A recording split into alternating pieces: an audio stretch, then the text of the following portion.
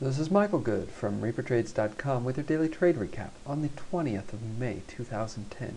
And I'm here with you for an amazingly boring trade recap. I mean, come on. Crazy day in the markets. SPY down 3.6%. Low of the day close. Interesting. Except as it affects my world, I don't really care about the markets as a whole. Just FYI, I have probably $60,000 worth of index fund exposure. It's not in the SPY, it's in various broad market indexes and foreign stock indices, and foreign stock indices. So hopefully though, I'd like to see the market go down 50% from here. I'd want us to go down to Dow 4,000 or whatever. That'd be great. Why? Because then I could load up on some stocks and deploy some of my wealth. I don't like having a lot of money in cash as much as I do. And yeah, good stuff. So stocks I traded. AMCG. This is the crazy penny stocks pump the last few days, and like most of their pumps, it didn't go up a whole lot in percentage terms. It did, but look at this volume.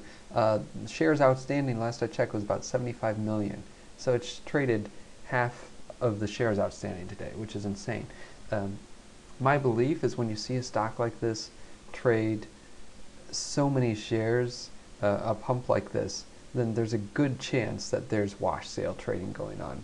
In other words, the pumpers or the people that paid them, that they're actually manipulating the price by doing trades back and forth with no economic import. So guy A will trade the stock to guy B, and then they'll trade back and forth, drive up the price, drive down the price, all sorts of stuff. Again, that's whatever I think. That's the kind of thing I think is the case whenever I see such huge volume on a promoted stock. And we know that kind of thing does happen. You never know if that's really happening, but still. Anyway, not up a ton, shorted just a tiny position at 0.185, and I'll hold it until I get some sort of profit. Some of the past pumps include Blug. Oh my gosh, I really should have held that short. I covered it the day it first dropped big, because I had been tired of holding on to it for so long. Been holding like a week and a half. And then I covered in the morning before it had that big drop. Oh gosh. INKN was another one. It was INKND when they pumped it. And then look at this. These guys are huge paper sellers. They sell tons of stock into the pumps or after the pumps. So all the things they pump. But Gem they drop hugely after the pump. So not a high risk play. I would have shorted a lot more. I would have shorted earlier today, but there weren't any shares. Other things, let's look at other things. Amel covered for profit as shorted just right at the open. Okay, let's have a day chart here. One day. Where did I short? Right here. Covered here. Yeah, it's a bit scalpish, but I mean, fundamentally, the stock is going way down. It's a big pump and dump, and the valuation is still absurd.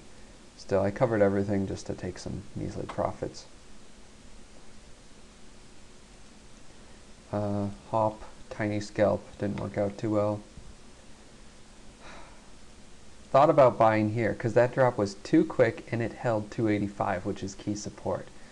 Thought about it, but I've gotten tired of Hop. Other stocks, EMWW, I tried scalping, was a penny stock chaser pump, but the pump was front ran, so it was pumped by someone else to get it up to 2 cents, and then the penny stock chaser started pumping it right here via their Twitter, and then it dropped. So I got out with like $50 in losses or so, which is fine. But I think they're really starting to suck now. Penny stock chaser, and every single one of their pumps, they're either working with other companies or other pumpers, or these other pumpers are aliases for them. But it's just devastation. So anyway, tiny profit on the day. Who cares? And as of yesterday, I'm now over $50,000 in profits for the year. Go me. Yay.